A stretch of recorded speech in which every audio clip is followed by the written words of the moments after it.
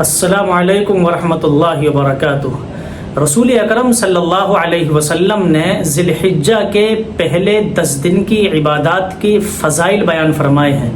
اور ان دنوں کو محبوب ترین دن قرار دیا ہے، اور بطور خاص 9 ذی الحجہ کا روزہ، جس کو یوم عرفہ کا روزہ کہا جاتا ہے، اس دن کا مقام اور اس دن کے روزے کی فضیلت خاص طور پر آپ صلی اللہ علیہ وسلم نے بیان فرمائی ہے۔ صحیح مسلم میں یہ حدیث موجود ہے۔ حضرت عائشہ صدیقہ رضی اللہ تعالی عنہا بیان فرماتی ہیں کہ رسول اکرم صلی اللہ علیہ وسلم نے ارشاد فرمایا،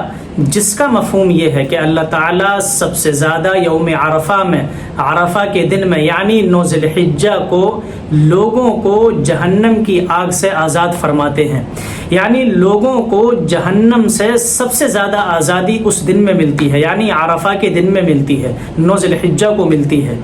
اسی طرح صحیح مسلم میں یہ دوسری حدیث بھی موجود ہے۔ حضرت ابو قتادہ رضی اللہ تعالیٰ عنہ فرماتے ہیں، آپ صلی اللہ علیہ وسلم سے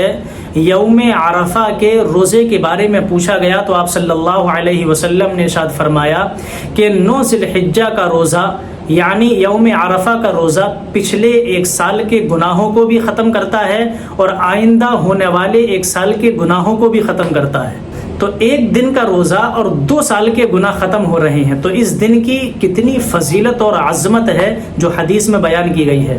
میں اور آپ روزانہ کتنے گناہ کرتے ہیں ہم ان کو گن بھی نہیں سکتے، لیکن صرف 1 دن کا روزہ اور 2 سال کے سارے گناہ ختم، تو یہ کتنے فائدے کا سودا ہے۔ اس لیے ہم سب کو چاہیے کہ 27 مئی سن 2026 بروز بدھ یعنی بدھ کے دن یوم عرفہ یعنی 9 ذی الحجہ کو روزہ رکھنے کا اہتمام کریں، تاکہ ہم سب بھی ان فضیلتوں کو حاصل کریں، ان فضیلتوں کو پالیں۔ اللہ رب العزت عمل کرنے کی توفیق عطا فرمائے۔